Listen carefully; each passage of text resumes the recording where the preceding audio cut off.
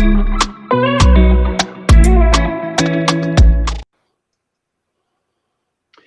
boxing fans around the world. Thank you for joining us once again here on Good Friday for another episode of the Friday Night Panel featuring Mike Gore, myself, and soon to be joined by Cedric Ben. Hello, boxing fans around the world. Thank you for joining us once again on Good Friday episode of the Friday Night Panel. One of those days, guys. One of those days. That certainly is one of those days. There we go. I think it's just like you like to hear yourself talk, isn't it? I want to make sure I'm talking. Yeah, it wouldn't work out too well if we sat here in silence. And not just my lips moving. All right, so Japanese movie. Right on. Here we go. Okay. Everything's set on my end. Well, Mike, how you doing? You gonna rip through some of the fights that are upcoming? We got a couple of big ones. One in North America, one over in the UK. So, which one are you gonna start with? I'm definitely gonna start with the Conor Ben fight card, man. I'm looking forward to this one. Ben versus Van Herden. Starting at 2 p.m., guys, tomorrow. Conor Ben will defend his WBA Continental Welter title against South Africa's Chris Van Herden at the AO Arena, Manchester. The Destroyer, he's 20-0 with 13 KOs, secured a stunning knockout over the former world champion, Chris Algieri. Last time out in December, taking out the American with a brutal right hand in the fourth round of their top off the bill clash at the M&S Bank Arena in Liverpool. The 25-year-old contender from Essex holds up the top 10 rankings with the WBA, the WBO, and the IBF after notching 3 wins during a breakout 2021. And the British star believes that 2022 will be an even bigger year for him as he works towards a world title shot. Then we got the Heat, man, born in Johannesburg, South Africa, previously held the IBO welterweight world title from 2011 to 2013 after beating Mabuza and Sebastian Andreas Lurgen and Matthew Hatton during his title reign. Now residing in Santa Monica, California, the 34-year-old Southpaw is eager to test himself against one of the fastest rising welterweights in the world of boxing and should provide valuable rounds, having only been stopped once by Earl Spence in 32 fights. I'm looking forward to this fight, Graham. Conor Ben, he is one of these guys, up and comer. He's got some shoes to fill, that being, the son of a legend. A lot of pressure for him to perform and continue to perform on such a high level. But, I think he needs to be tested. I know he's rushing. He wants to, he really wants to climb fast. And he needs to slow down a bit, man. And honestly, he needs to calm down and ease into getting into this better competition. But this fight's going to be a good one for him. Do you think that as some of the critics have suggested that it's Conor Ben cherry picking his opponent, avoiding some of the other fighters in this division? I mean, who is Chris Van Heerden? He's relatively older. He's a bit taller than Ben, but doesn't seem like he has the power. He hasn't fought in over 2 years. Right. So, yeah, his last outing was December 19th against Jaron Ennis. And, no contest, man. It was for the vacant International Boxing Organization World Welter title. Van Heerden suffered a cut from an accidental headbutt. Fight was done, right? He hasn't been in the ring since then. And honestly, it was like a year before that where he fought again, which was against Alzenbek Kozev. And, it was another cut bridge of the nose, round 3, cut left eye, round 5, both from legal punches. Van Heerden cut above left eye, round 1, cut right eye, round 5, both from accidental headbutts. I don't know. It seems like a pattern, Van Heerden, he's 28-2-1 with 12 KOs. Inactive, man. Southpaw, he's 5'9", 72-inch reach. He is managed by Peter Kahn. And, we're going to see. We're going to see what's going to happen. Conor Ben, though, he's looking to make a statement, man. He wants out from under that shadow of his father. And he's looking to make a statement in the world of boxing for himself. I'm super excited to see him out. He's been really impressive in his last few outings. Algieri, that was a big one. And before that, I believe it was the Canadian, right? Or no? Granados. Oh, there you go. Sorry. But if you want to talk about fathers, Samuel Vargas, right, which was another big win for him, and that was a TKO in the first round. I just want to mention that if there is anything in Van Heerden's favor, is the fact that his father was brutally murdered 3 years ago, and so if he has something to prove in the ring, it be not just to himself but on behalf of his dad. So he's got something at stake as well, because he's been pointing that out in the press an awful lot. That he's not just in there because he is being cherry picked, if you will. I'm curious. What are your thoughts, Mike? I mean, at the end of the day, let's just say Conor Benn wins. Let's just say. Yeah. Who'd you put him up against? Keith Thurman? Who's out there now? Honestly, it'll be a little hard to say where he's going to go next. It's all going to be. We know it's not David Avanesian, right? No, it's not Evanesian. That's for sure. Because Ben tells him to stop calling me out. It's pretty funny, man.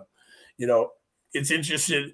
Conor Benn says he's not interested in fighting David Avanesian or Florian Marcoux. I thought that Florian Marcoux would have been a good matchup for Conor Benn. Definitely. Honestly, we profiled Florian Marcoux. He had a great weekend this past weekend when he fought. I'd like to see that, man, to be honest. But it looks like Ben has no interest in fighting either of those guys, which is a little upsetting, if I must say. He's so eager to make such a name for himself. Why shy away from the fights, man? Why duck and dodge people? If there's people that want to fight you, just get in that ring and do it, man. That's what I believe. Who else is on that card? Oh, so not only do we have that great fight, that's going to be awesome, man. It's a huge undercard. We got cruiserweight champion Chris Billum-Smith, who's 14-1 with 10 KOs, in a rematch against Belfast former champion Tommy McCarthy, who's 18-3 with 9 KOs, following their epic back and forth battle at the Matchroom headquarters last summer. The gentleman withstood a late fight back from McCarthy as he edged out a narrow split points decision to add to his Commonwealth title before defending his EBU crown with points win over Dylan Bergeron in Sheffield. Manchester super featherweight contender Zelfa Barrett, who's 27-1 with 16 KOs, looks to build on his impressive IBF world title eliminator win over Bruno Tarmo on the Parker versus Chisora 2 undercard when he challenges European champion Kurbanov, who is 19-3, former opponent of Joe Cardona. It's this card's pretty big, man. We also have hard-hitting cruiserweight talent, Jordan Thompson. He's 12-0 with 10 KOs, man. He scored 2 big first-round knockouts since putting pen to paper on the promotional deal with Eddie Hearn last June. And the 28-year-old from Manchester will be out to impress his home fans again as he works towards his first title shot in 2022. Also, Campbell Hatton. Love this kid, man. 6-0, 2 KOs. Quickly returns to action after earning the best win of his career over Joe Ducker last month. Little Leverage Jack Cullen, 20-3-1 with 9 KOs, aims to bounce back from his stoppage loss to Kevin Saggio in December. Honestly, it's a great card. Definitely one to be watching. I'm super excited. There's lots of action here, and we got Alicia Baumgardner back in action. Cool. Definitely like seeing this girl, man. This one's for the WBC World Female Super Feather title and the IBO World Female Super Feather title, and she's taking on Edith Mathesy. And man, these women, you know what they do, Graham. They're definitely stealing the show from time to time. And I think it's gonna be great, man. I can't wait to see Baumgardner back in action. She was pretty impressive her last outing. Yeah, absolutely. We got Carl chiming in here from the UK. Oh, he doesn't like the condo that I'm at. It's fake, by the way, Carl. Yeah, man. Honestly, guys, if you get the chance, man, tomorrow, I know it is Easter weekend. Check out this. You got to check this card out, man. It's they got some great fights, man, that are coming up, man. We got some young guys here. The Jordan Thompsons. Thomas Whitaker Hart, Campbell Hatton. These guys, Luke Evans. All undefeated, looking to improve and keep that record undefeated. But you know what it is, man. It's going to be a weekend of fights. I know everybody's going to be busy, but definitely you got to check this card out, man. Conor Benn, Van Heerden, undercard, William Smith, McCarthy. We got Baumgartner on there, putting up those titles.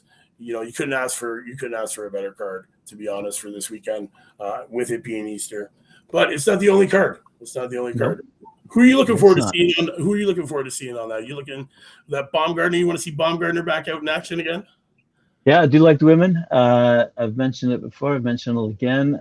They do provide that element of excitement every single time they step into the ring, because you never know what is going to happen. Well, you can say that about any boxing match, quite frankly. But I do enjoy watching the women just beat themselves up. It's fantastic stuff. Oh, definitely. And Baumgartner's coming off her win against Terry Harper for the WBC and the IBO female super feather title. And last fight, that was TKO in the fourth. Scheduled for 10 rounds. What a great performance by Baumgartner, man. And definitely she's gonna be one to watch. And it should be an exciting event. But that's not the only event that we have to look forward to this weekend, man. No. The next. I was just going to say it, because we're talking about if Conor Benn wins, and if Errol Spence Jr. wins, those two might go head to head. Because I was mentioning earlier, who do you think that he might go up against? Keith Thurman. I don't know if Crawford's got himself the right management team yet. If you got any management team, they can even set him up for a fight, as you say earlier, other than talking fight. But so anyways, let's bounce across the pond and let's talk about Errol Spence and Ugas. Ugas fight. Guys, so Saturday, man. After you're finished watching that 2 p.m. 2 p.m. event, definitely Showtime pay-per-view, Fight TV, 9 p.m. it starts. WBC and IBF world champion Earl, the true Spence Jr., and WA world champion Ugas will square off in this welterweight title unification clash that headlines the Showtime pay-per-view, guys. Super excited for this. Spence versus Ugas is just the 12th unification in this rich history of welterweight division, joining other classic matchups like Sugar Ray Leonard, Tommy Hearns, and Floyd Mayweather and Manny Pacquiao. And on the top pound-for-pound fighter, one of the top pound-for-pound fighters in the sport, Spence looks to add a third welterweight championship belt to his resume when he fights, man. And it's going to be great. I'm totally looking forward to this fight. I think it's going to be big. Spence being 27-0 with 21 KOs, returns to the ring after he was forced to pull out of a summer showdown against Pacquiao due to an eye injury that he since recovered from. The 31-year-old was launched into stardom when he first captured a welterweight crown by traveling to the UK to stop Kell Brook in front of Brook's hometown fans in 2017. What can you say, man? Earl Spence, definitely one of those great fighters. He never ceases to amaze me every time he's out there. I do like watching this guy. But, you have Ugas, and he's established himself as an elite welterweight since returning from a layoff in 2016 and elevating himself to world champion, to a world champion in January of last year after winning the WBA belt by defeating Abel Ramos in September of 2020.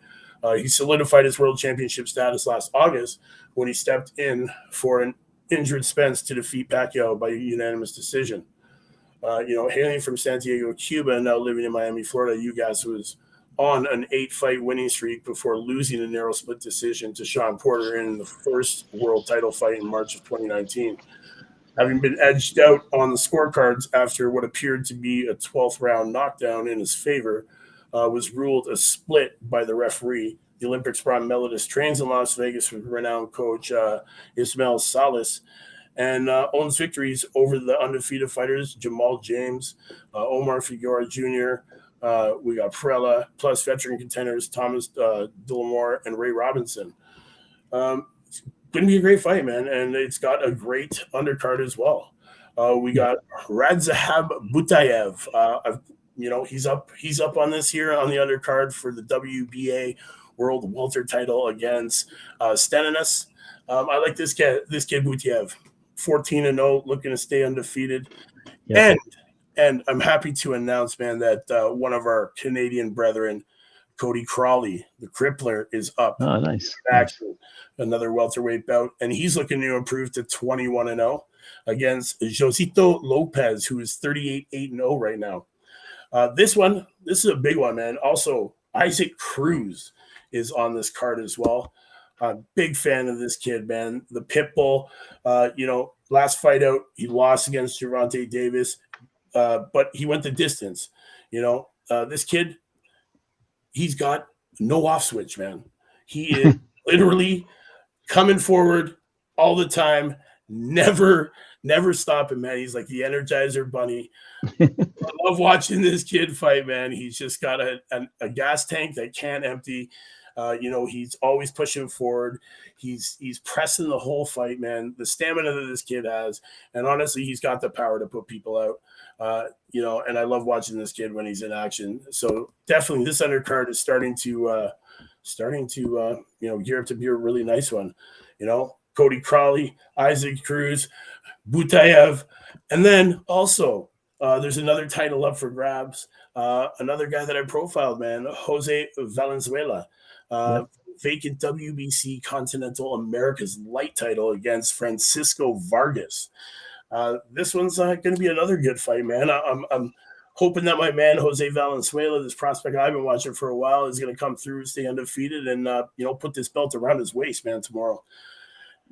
And you can't forget that Brandon Lee and the Zachary Okoa is on this card. Brandon Lee, I've profiled this kid, man. 24-0, 22 knockouts, super light division. He's 22 years old, 5'10", 71-inch reach. Kid's ranked 9 out of 306 in the United States and 23 out of 2018 in the world at 22. He's coming off a KO victory against Juan Heraldez. Heraldez down, count was suspended. That was a KO in the 7th. And that was back in December 11th, 2021. Definitely, this kid, got to watch out for him. He's one of these kids that I've been watching for a while. Maybe not a lot of people know about him, but you will know about him soon, man. Brandon Lee, look out for this kid on this card. Honestly, this card's pretty stacked. This card's pretty stacked with a bunch of up-and-comers. We got Hector Apoche, 11-1 against Adrian Taylor. Darius Fulgham coming out light heavy. Watch out for this kid, man. I follow this kid on Instagram. He's 1-0, light heavy division. He's taking on Devine Nakihir, who's 5-1-0. And honestly, I've been watching this kid transition into the paid ranks. He's looking pretty good, coming through on his first victory, which was back in, I believe it was mid-December last year, and he fought Juan Emmanuel Navarrete, and it was a debut. It was TKO in the first round. He's looking to keep his undefeated record, and I can't wait to see him maybe show a little bit more of his skills with this fight. Maybe he's going to show a little more, because honestly, it was a quick bout, the first one. But definitely a kid to watch, man. Darius Fulgham. I'm following this kid on Instagram. The kid's got great work ethic, good speed, great defense, and tons and tons of power. So Cedric, welcome back, brother. Yeah. Welcome back. Let's put Cedric on the hot spot. Who do you think is going to win? First, who do you think is going to win between Conor Ben and the South African Van Heerden? Cedric, who do you think is going to win that fight? Well, I'm automatically going to go with Conor Ben because we share the same last name. So what? Yo, are you going to Vegas to bet the house on that one too? I don't know about betting the house. But mentally bet on it. All right. So assuming I think Conor Ben is going to pull it out. Van Heerden, he's not a big name that you hear about competing a lot, but he is a tough competitor. Yeah. Even though I can't remember if it was Terrence Crawford or Earl Spence that fought him one of them stopped him, but even like, you know, before the stoppage, it was a good fight before the stoppage. So, you know, he's a tough competitor. He'll give Conor Benn a good test. Like, he'll put up a good fight, but I definitely think Conor Benn is gonna take it. It was Earl Spence who stopped him back in 2015. It was a TKO loss in the 8th. Van Heerden was down twice in round 7. So then we move across the pond, and we've been talking about Errol Spence going up against Eugenijus Ugas. Who do you got in that fight? Oh, he froze there. I think that was a too hard of a question for him to answer at the moment. That was it. Froze him solid. Oh, Earl Spence by unanimous. There we go. Is that what you're saying? Earl Spence by unanimous can you hear me now? decision. Am I good? You think Ugas? You think Ugas can go the distance? Yes, I do, because you know, a lot of people are overlooking Ugas, saying he's not, you know, not really worth it being there. But if you remember, just a couple of fights ago, he went the distance with Sean Porter, and a lot of people, well, I don't know about a lot of people, but I thought he actually put up a very good fight and could have won that one. He put up a good fight against a couple of good guys. So yeah, I don't think Ugas is as low as people talk about him to be, and I expect him to put up a good fight. He, you know, he does come from that Cuban background. He's not expected to. I know he's not. He's definitely the underdog, but I think he still he still has the boxing skills to go 12 rounds with Earl Spence. Well, you know, don't forget though, he also is 35 years old, right? That's another thing. Age might come into factor a little bit there. You know, Earl Spence is, I believe he's a little bit younger. Yeah, man. But Still in his 30s too. Yeah.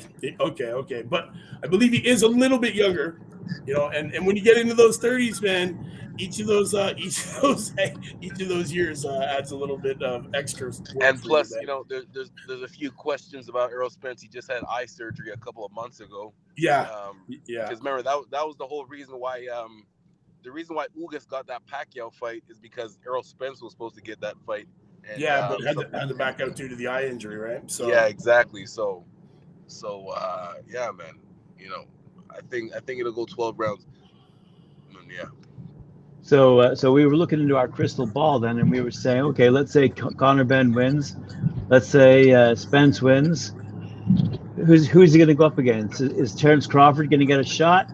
Is Keith Thurman going to get a shot? Who do you think? Keith Thurman. I think Keith Thurman should get a shot. I think it's kind of a personal thing with Earl Spence and Keith Thurman, because when Earl Spence was on the way up, he was trying to get a fight with Keith Thurman, and Keith Thurman was brushing him off, saying that he was, you know, he hasn't done anything yet, and then you know, he told him to go win a couple belts first, you know, and now the roles are reversed, and Keith Thurman is the one asking for the big fight, and Earl Spence is kind of, you know, putting up his middle finger to him just because he remembers what happened a couple of years ago. So, you know, Keith Thurman, or recently, I haven't heard it myself, but I've listened to a few podcasts where Earl Spence, you know, people have quoted Earl Spence as saying that he's going to be fighting another time this year, and that Terence Crawford is the only fight that people want. So, yeah, I'm going to put this out there. I'm going to put this out there.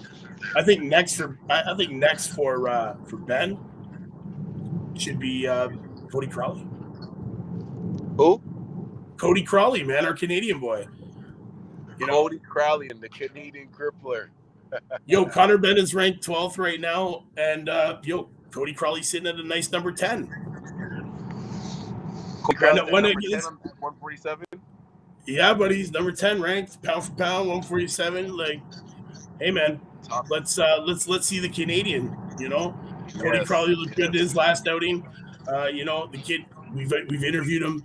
You know, he's friends with us here at Talkin Fight. You know, we know his work ethic. We know he's dedicated, man. You know, we know he was like living out of his car to train in Vegas after he moved from Canada. You know, this kid's dedicated. And, honestly, I think he's slept on, man. I think a lot of people sleep on him because he's Canadian, and that's not right. Don't count him out of the loop, man. This guy's willing to take a fight anytime, anywhere. And you know what?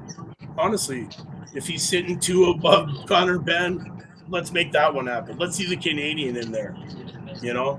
Last time Conor Ben Yeah. fought a Canadian didn't work out well. I'm sure he's focused on his fight.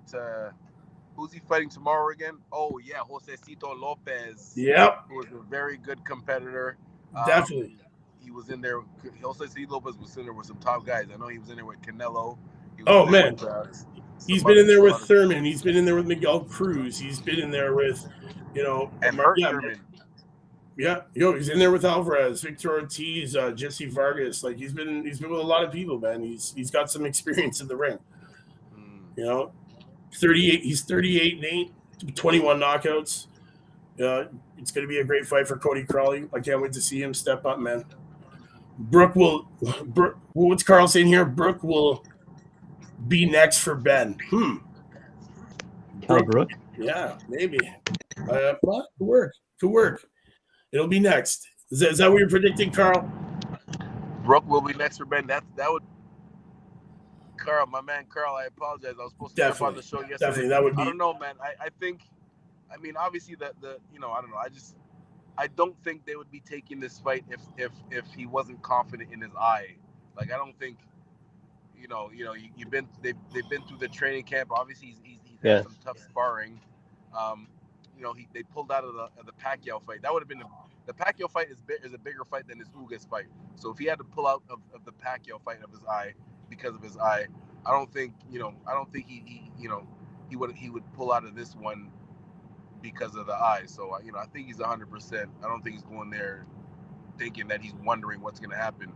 That's what sparring is for. That's what sparring is for, to test that stuff out. So if he didn't feel 100%, I don't think he'd be taking the fight. So I think he's ready.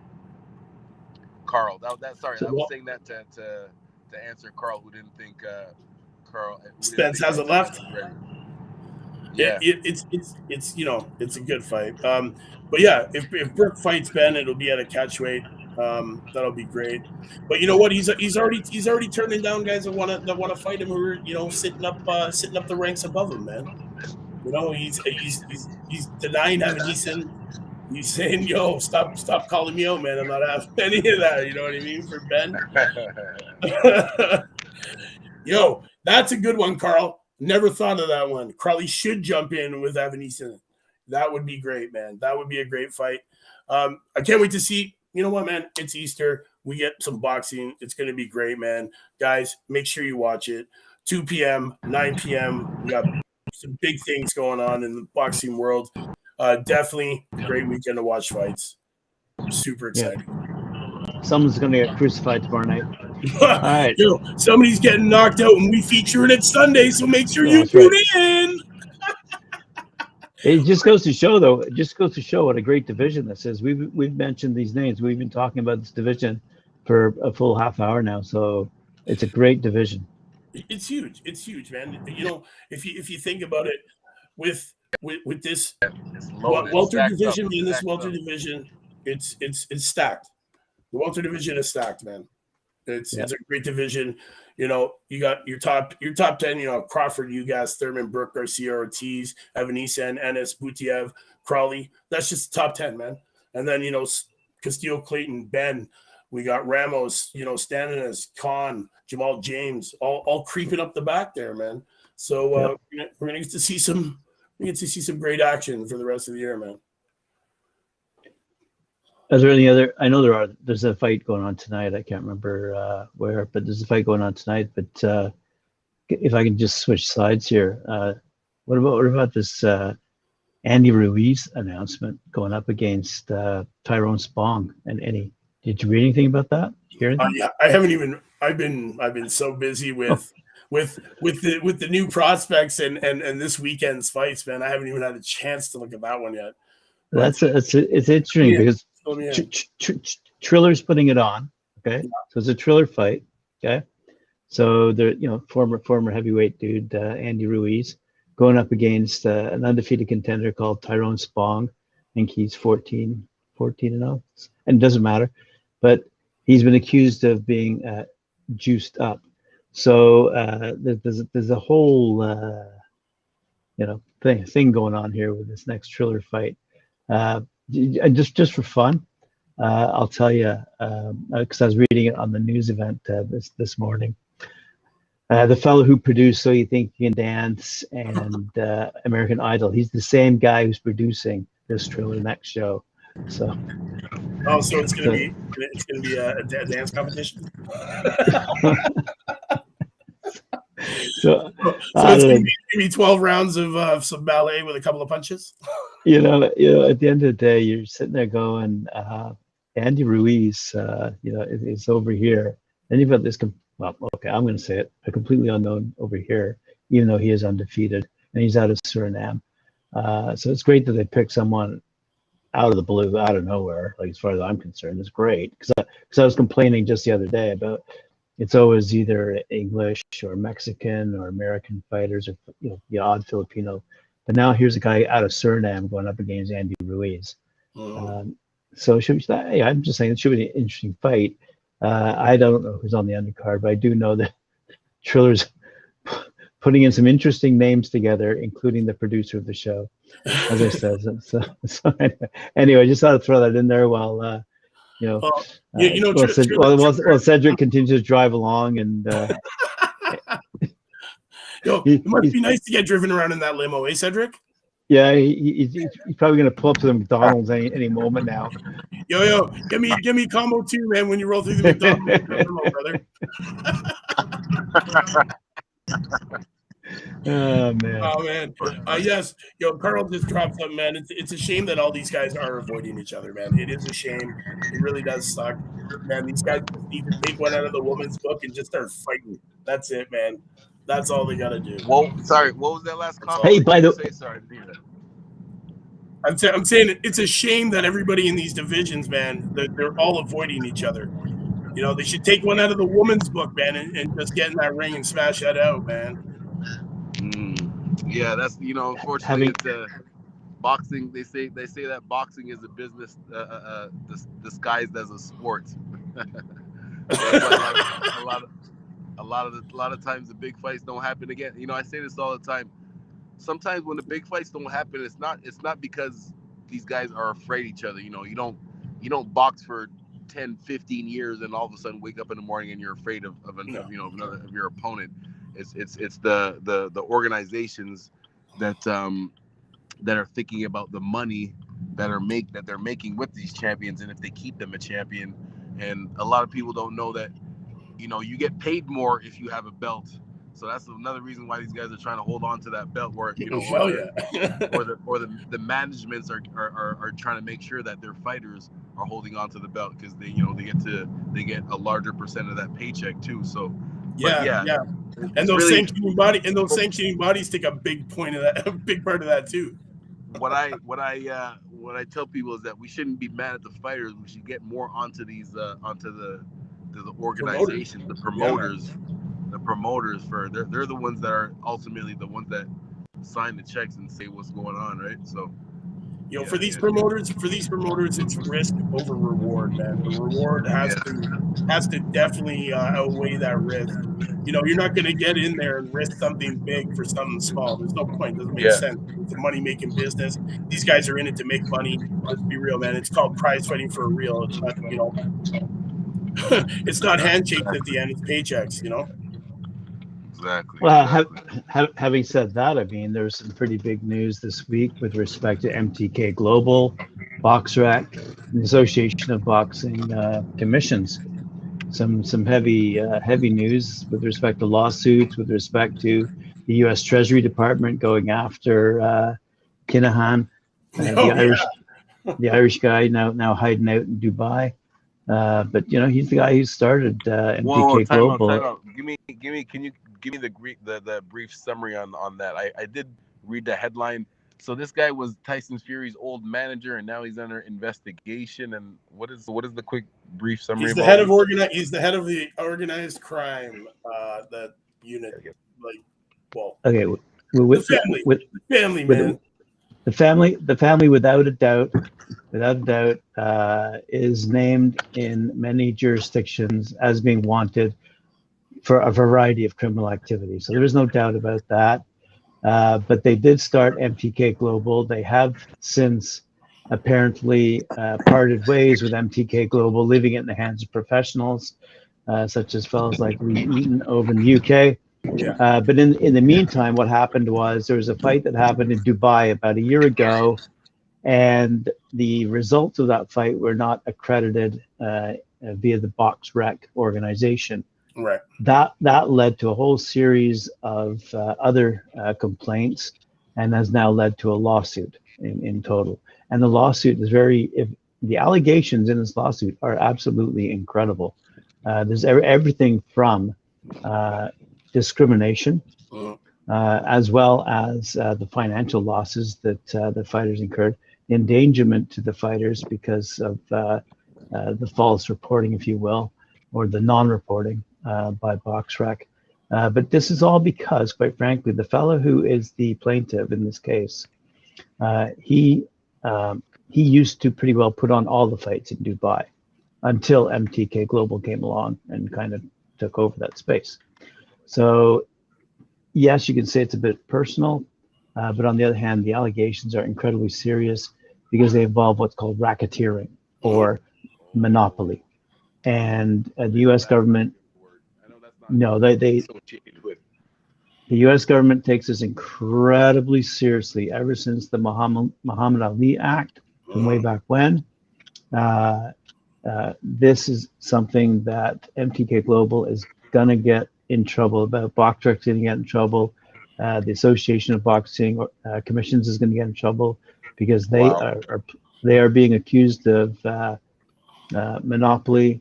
Antitrust legislation is put into place in America specifically to stop this from happening.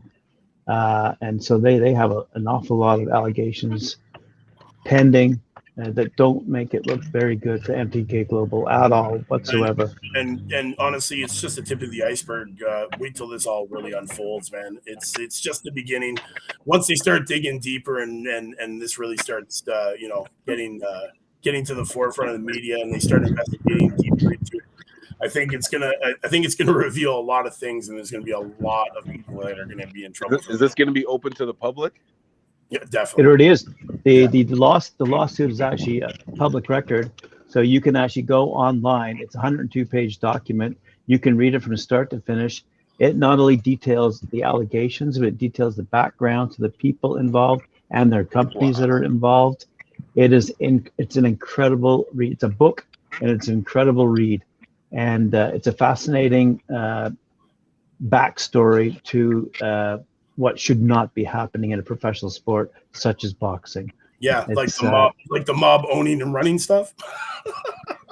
Yeah, which is ironic because we were talking about how it's been cleaned up, the mob's no longer part of it, and then all of a sudden this comes to light and completely throws all those arguments out the door. Yes, there is some nefarious activity that is taking place. And I really do feel sorry for the boxers who are involved with MTK Global right now because they're obviously being tainted. Actually, there's an MTK fight night going on in, I believe it's Coventry. If you take a look, I believe it's taking place in Coventry tonight, actually, over in the UK. So you got to feel sorry for the boxers who are putting everything on the line and getting caught up in the shitstorm that's taking place because of the lawsuit, because of the U.S. Treasury Department going after the Kinahans. With very, very, very serious allegations of criminal activity behind them. I mean, you're talking the type of stuff that put away all those gangsters back in the day. Yeah. Not because they could be found guilty because of their shootings or their robberies, but because of their tax evasion, fraud, and in this case, their monopoly. Their ability to take the money away from the government's pocket and all the sanctioning bodies' pockets, man. Lining their own and not the fighters and not the organization. Yeah, it's going to be this is going to be interesting to watch it unfold and see how far it actually is deep. All right, your call. So I'm just curious, Carl, if you're going or not. Carl, are you going to your call? Are you got invited? Are you going to watch it? If you do go, Carl, try to get an interview with one of the MTK guys. Get hold of Lee and grab him by the scruff of the neck and find out if all these allegations are true. Well, see how long Carl asks at your call. Media rep thrown out of your call. For asking wrong question. Oh man. Well, yeah, that's all we really got to talk about tonight. To be honest, it's Easter weekend. It's a boxer then, yeah. Yeah, man, we got some great fights this weekend, guys. For everybody watching out there, definitely 2:00, 9:00. Mark the time and dates on the calendar. That's tomorrow. Ben, Van Heerden, Spence. We got it, you guys. Definitely two great cards. Yeah, two great cards. Fantastic fights coming up. The fighting is still continuing despite the shenanigans. But I must say I reported most excellent news today during one of my newscasts, and that is that Avril Matthew is going back into the ring this June down Atlanta. So she's putting her undefeated record back on the line, and we'll see her in the ring this June. So I'm looking forward to that. Me too, man. Atlanta's only a 20-hour drive away from here, so I might hop into the battle wagon. Have his Talkin fight hat on. Excellent. Don't worry, Carl. Give me your address. I'll send you one. Right on. Alrighty, I guess Cedric's ordering his burgers now at McDonald's, and you better give me that combo too. Well, I guess we'll sign off now. Graham, you have anything that you want to tell all the viewers before we get out of here? Probably not, because you're frozen. I'm not disappeared. Yeah, right. Well, all the Talkin Fight fans, thanks for tuning in to this week's episode of the Friday Night Panel. Yes, thank you for all the love and support. Carl, thanks for all your comments, man. Much love and respect. Shout out to you in Last Bell Boxing. To all the fans, you know what to do, man. TalkinFight.com. Hit up that subscribe. Get that membership. Come join us next week. Same time, same channel. New topics. Don't forget, find out who is winning the Knockout of the Week award by joining me and Cedric Ben, 4:00 Eastern time for our Knockout of the Week award. Guys, we got to get to work so you don't have to. We'll see you next time on this channel. New topics. Take it easy. Any last words, Cedric? Nah, man, some good fights this weekend. Shout out to Carl in the chat. Thanks for joining us again. And yeah, man, lots of good fights. Even the undercards are great. So pay attention to all the fights. Guys, like, share, and subscribe. That's it. Like, share, subscribe. Get that membership, man. You know what it's about. Subscribe. TalkinFight.com. We'll see you next week. Same time, same channel. Peace. Adios.